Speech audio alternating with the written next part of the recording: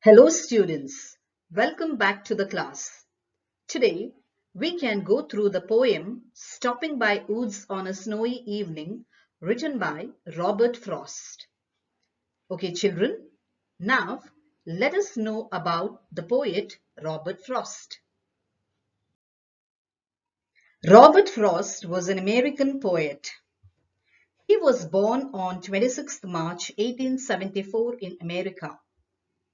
The poem, Stopping by Woods on a Snowy Evening, was written in the year 1922.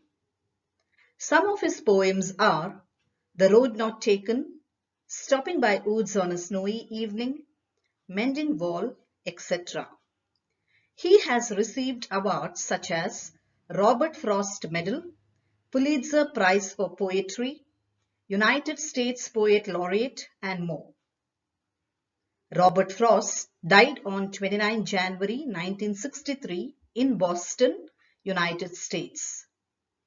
Children, let us go through the poem now. Whose woods these are, I think I know. His house is in the village though. He will not see me stopping here to watch his woods fill up with snow. Okay. Whose woods these are, I think I know. His house is in the village though. Now, in the first two lines, we can notice that the poet, that is Robert Frost, stops his horse near a lovely wood. He is very much attracted by the beauty of the woods. The poet tells that he knows the owner of the woods. And where does the owner of the woods live? Yes, he lives or stays in the village. He will not see me stopping here to watch his woods fill up with snow. Here, the poet tells that the person, that is, the owner of the woods, will not see the poet stopping near his woods and watching the woods fill with downy flakes of snow. My little horse must think it queer to stop without a farmhouse near, between the woods and frozen lake, the darkest evening of the year.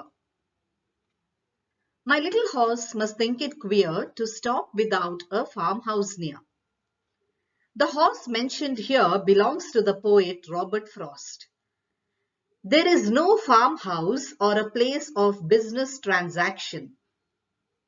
Now, the horse feels it very strange or peculiar because his master has stopped in the woods without any reason. Between the woods and frozen lake, the darkest evening of the year. It is the coldest night of the year. So, the horse wonders why his master, that is, the poet Robert Frost, is stopping at the isolated place between the woods and the frozen lake.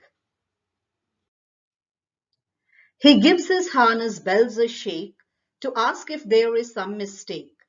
The only other sounds the sweep of easy wind and downy flake. He gives his harness bells a shake to ask if there is some mistake. Here, in the first line, he refers to the horse.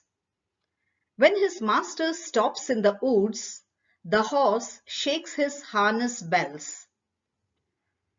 The horse does so because he is confused, thinking why his master has stopped in the woods without a farmhouse nearby.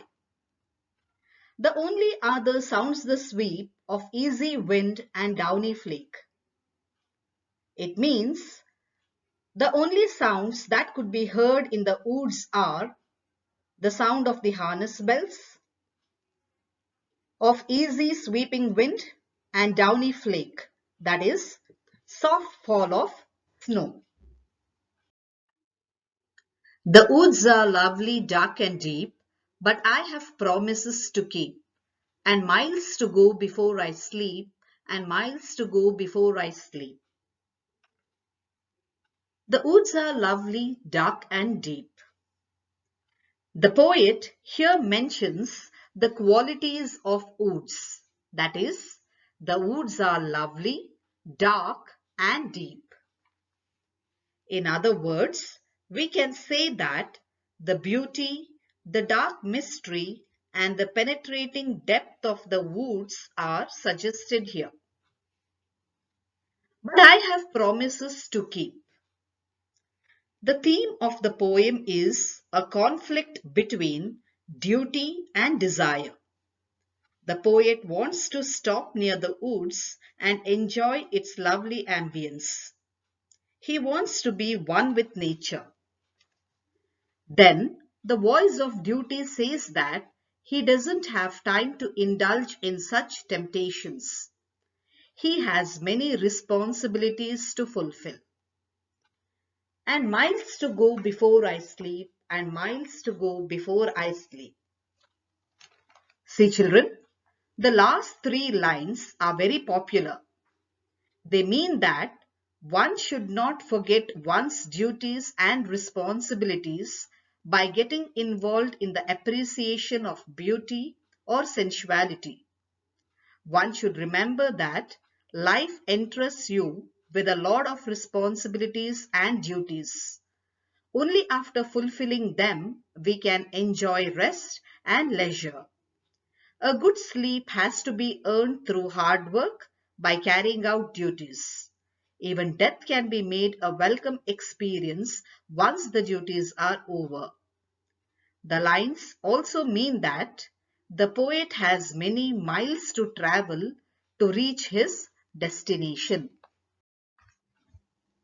Children, now let us go through the summary of stopping by woods on a snowy evening.